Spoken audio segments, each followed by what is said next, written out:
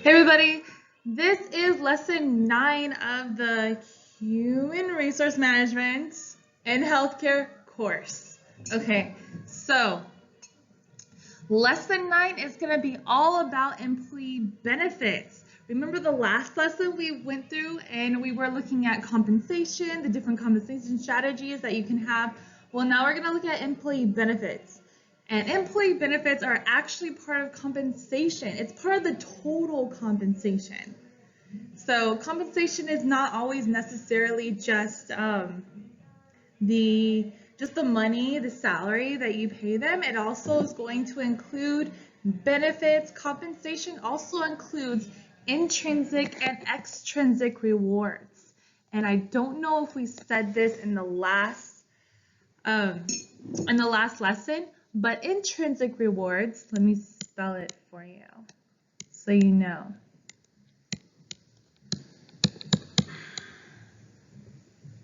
Intrinsic rewards, that stuff right there is going to be all the intangible compensation that you can give. Yes, some compensation can be intangible. So let me put intangible right here so you guys know. That's the intangible stuff. What's intangible? Intangible stuff is that stuff that isn't physical. You can't grab it, you can't hold it, you can't go buy stuff with it. Intangible. So the intrinsic rewards and everything are the intangible stuff that you would be getting from your employer, like whenever you do a good job and they go, "Good job! Wow, you're doing great! Amazing! Keep up the good work." Okay, that kind of stuff is going to be your intrinsic intangible rewards. And then you have your extrinsic rewards. Okay, the extrinsic rewards are the tangible stuff.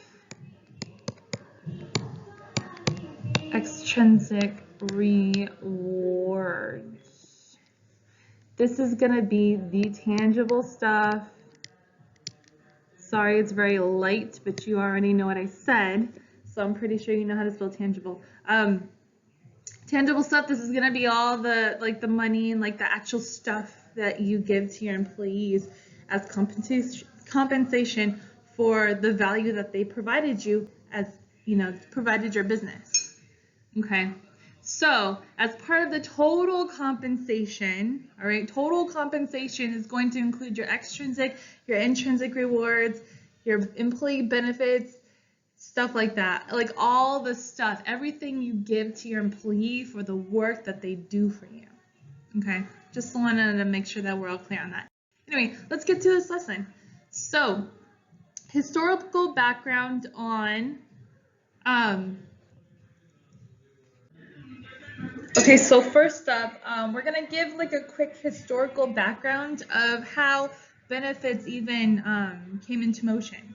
Okay, because through this lecture, what we are going to go through is which benefits are actually mandatory by the employers and which benefits are voluntary.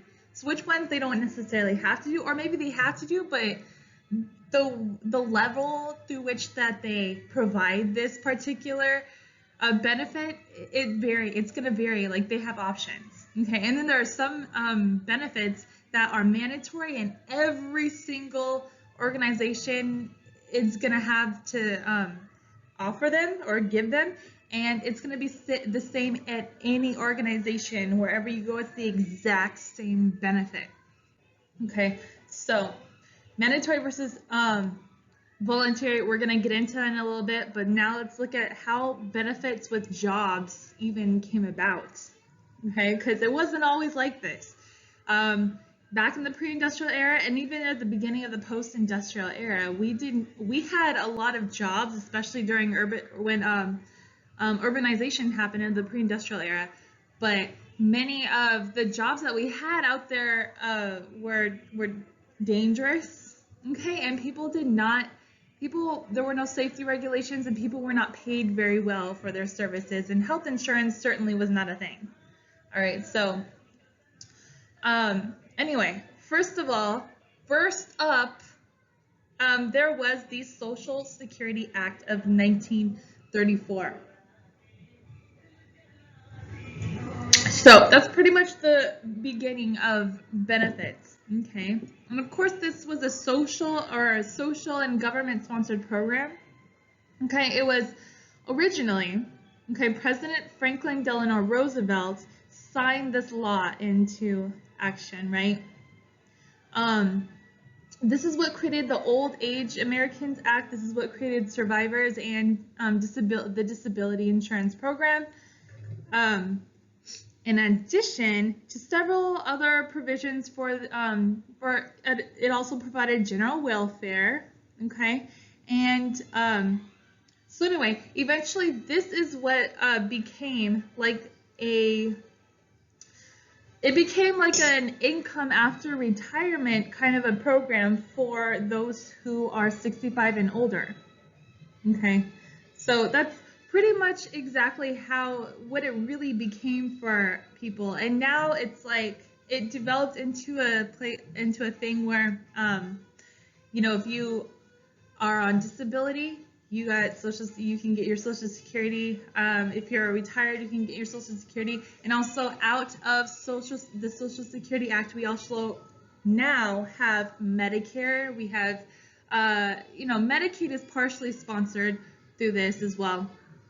So, it sprung into many different things, but it started out in the very beginning. It was really just something that was given to the seniors as like income after they retired. Okay, that's pretty much the basic idea of what it started from. Okay, so then in the 1950s, we started to have actually private insurance by that time. We had Blue Shield, okay, and we had some other private health insurances. Okay, it started to really come out, and it started to really get popular amongst people, because now it's like, wow, we suddenly have access to healthcare. We just have to purchase this insurance. So it actually became a really a great selling point or pitch to put out there. Okay, if you were a large company and you wanted a great HR brand and you wanted to attract a bunch of really high performing employees and you want to really grow, what you should be doing is offer health insurance to your employees or future employees, and that was attractive back then. That was very attractive. People that inspired loyalty with your employees. Okay, so having those type of employer-sponsored benefits, it really started with health insurance, but then over time it grew into offering life insurance and paid leave and family medical leave and plenty of other things like retirement plans, disability insurance, long-term care insurance, child care. These are many benefits that are actually offered now, that are employer-sponsored benefits now. And not every organization is going to offer these, of course, but they're just really great benefits that people can, when you're applying to jobs, you might go, wow, that they offer that. I want to apply to that job. Okay, so it helps large businesses attract really good, high-performing employees when they offer, great benefits like this. So that all started in the 1950s. Then we have the Employment Retirement Income Security Act, or ERISA, E-R-I-S-A, of 1974. And basically what this act did was just make sure this act really only applies to private businesses, okay, to businesses in the private sector.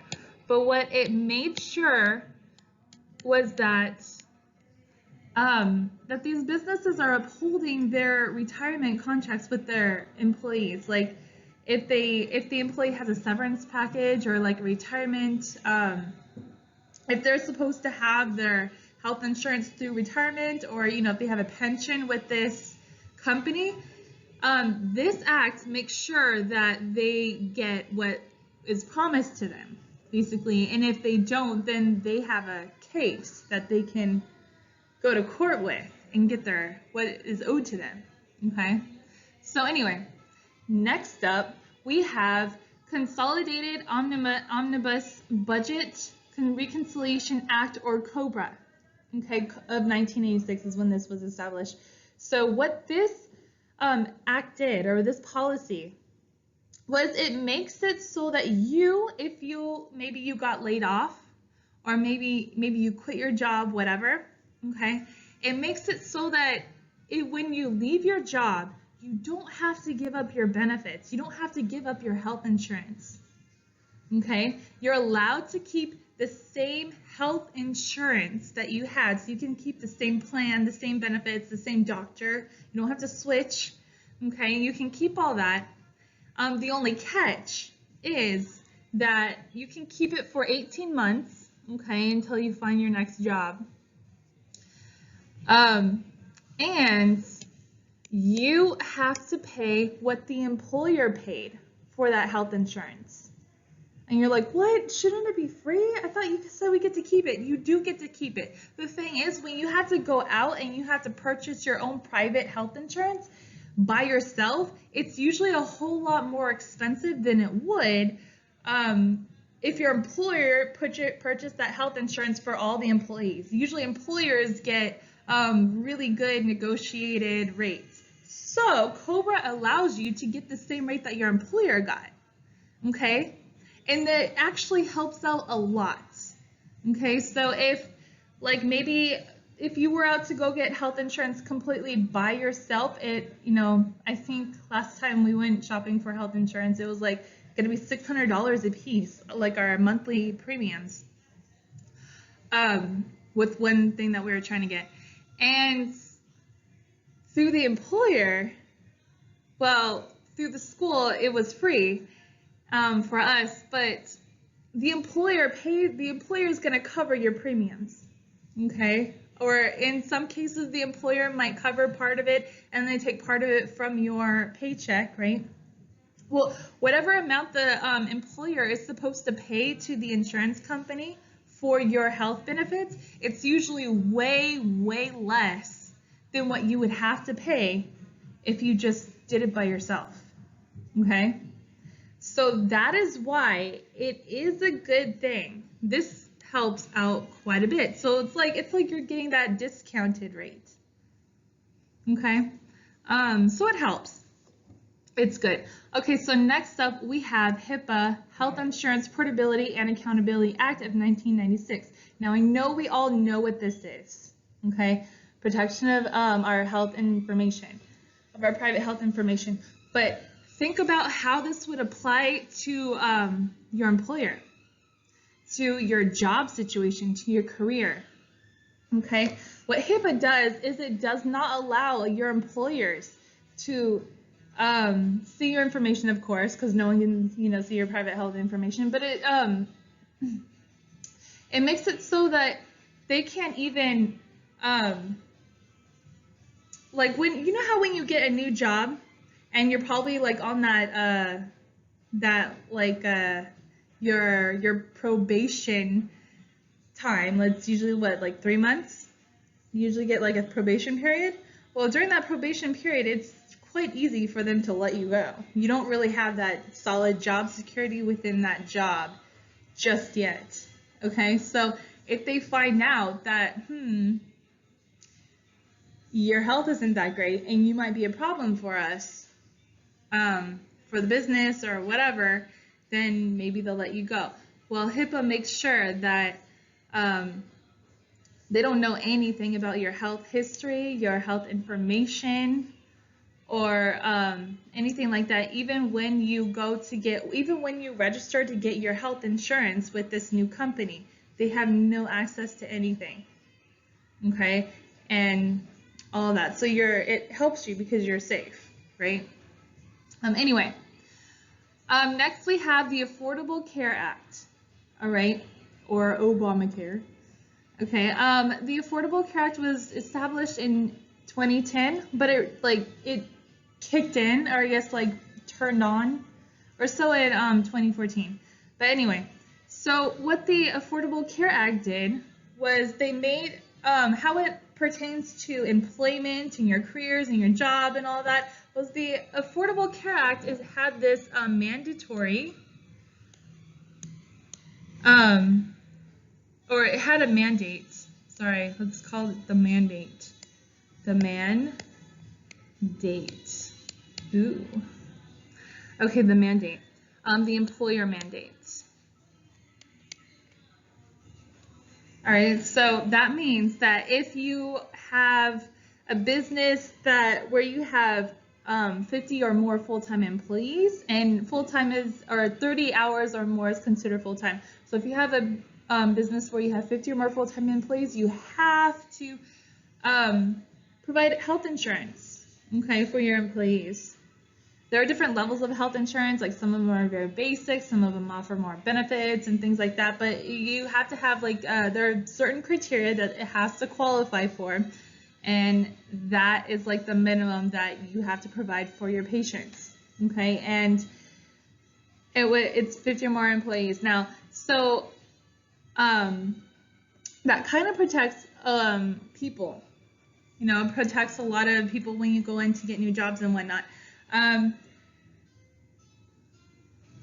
There are, for the employer, there are a lot of ways you can kind of get around this, but we're not going to look at that right here. We're just going to assume the government makes these employers give everyone health insurance.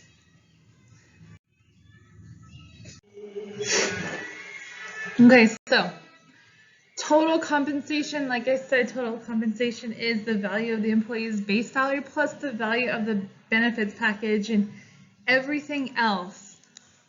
All of it. Everything that you offer to the employee for the work that they provide you. Okay, so benefits package stuff. I told you that we have mandatory benefits and then there are voluntary benefits. So the mandatory benefits, these are the ones that are required.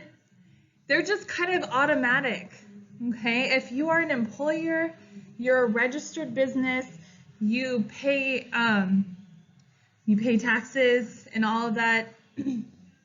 If you're a real business that has employees, you have your employee ID number or employer ID number and everything like that, you definitely have to offer all 4 of these benefits.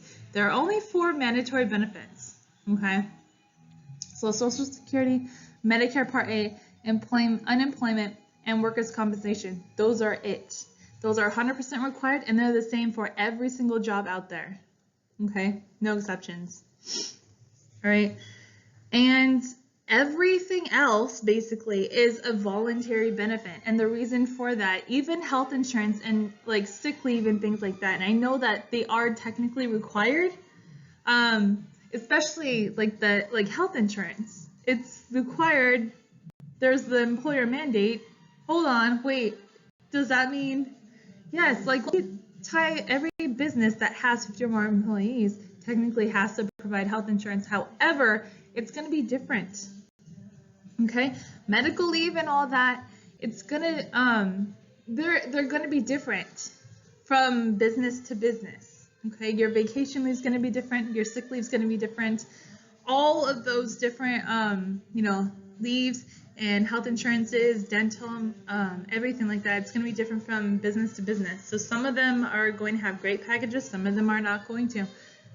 Whether they're required, and yes, they're required, but many organizations might do the bare minimum, okay? And many organizations out there also might do better than the bare minimum, what's required, okay? So it's going to vary from business to business, all the other ones. That's why they're voluntary, okay? It's not necessary, like it doesn't really mean that you can offer these benefits or you don't have to.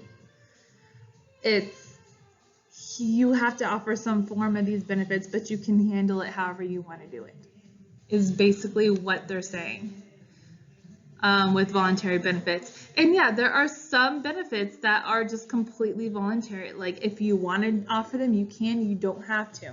So those type of benefits would be things like long-term care insurance, life insurance, and even a gym membership, other, fancy retirement plans, child care, loan forgiveness and things like that. I mean, a lot of those are not required, but the employer is just like, okay, yeah, we'll offer those to our employees. But things like health insurance and whatnot, it's required, but how you do it is up to you. So you can offer a lot of benefit, or you can offer bare minimum of what the government requires. Okay. So that's the kind of the whole deal behind mandatory benefits and voluntary benefits. Okay, so here are some examples of health benefits that a business can offer. And remember, health benefits, these are voluntary. Okay, so I'm going to invite you to go ahead and look through that list and go just see what possible things businesses can offer. Okay, so if you are a business, how do you know what do you look at if you're creating a benefit plan? Do you just go, let's do what that business does, but let's just make sure we don't spend as much money as them? Or what do you do? How do you figure this out? First thing, you need to figure out the demographics of the employees that you have. Okay, so you need to know who's working for you and what are their needs. Okay, what kind of things do they like? What do they hate? What are their problems? Maybe you can offer benefits that solve their problems, but you can only do that if you know your employees. So who works for you? Are they a lot of older people? Are they very young people? Are they more middle-aged people with families? Who works for you? You have a little bit of everything? What do you got? Do you have people of this culture mostly working for you? Do you have people of that culture? Do you have this? Do you have that? So that way you can kind of get a better idea of what will my employees care about more? Okay, and then you can figure out how to design a benefit plan that would attract your employees. Also, another thing that you should be thinking about is where are you going with this business? Because who are the future employees? Who are the people you're trying to attract to work for you? Because those people are who you need to cater a benefit plan for as well. You need to take their needs into consideration as well. So what are your future employees? What kind of things do they like? Do they need? What are their problems? And you can incorporate those into your benefits package, and that way you can have a great HR brand. And when you advertise, you try to recruit new employees and new applicants. The applicants that you want to hire, those guys are going to be attracted to your business because you offer these great benefits packages that they're very attracted to because it's going to help them in their life. Okay, so that's one thing that you need to consider, and that's probably one of the most important things, because nothing really, if you design a benefits package that no one cares about, no one's going to use, then it doesn't matter. Okay, it's not benefiting anybody.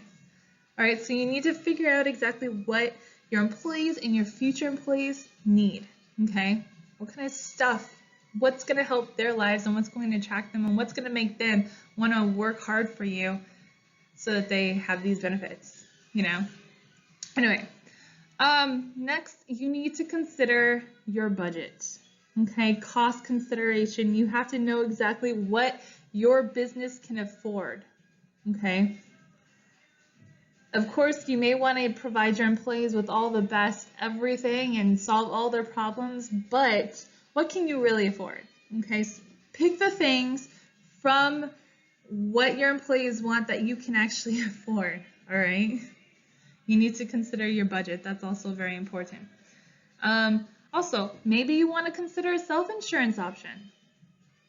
Okay, self-insurance, that's when a big company will, a large company will have enough money and they'll decide that they want to be the insurance company. Okay, they want to be the ones providing the health benefits to the employees, not like paying a third party insurance company. They're going to do it themselves. So how this works pretty much is that, whenever the employees go get their doctor's appointments or their health treatments, whatever it is, they go get it done, and then the hospital, the doctor, whoever, they bill the company, and the company pays that. Okay? The company will pay that bill. Not an insurance agency, the company. Okay? So that's a self-insurance option, and you may, as an employer, if you're huge enough and you can handle that, you may want to think about doing that kind of thing, because, financially, it might work out better for you. Okay? Now, sometimes an employee's health treatment the cost of their health treatment might be really high. It might escalate to a point where you're just like, I don't want to pay this. This is horrible. I did not think that this was going to happen. When it gets to that high, you can actually have a third-party insurance company working with you.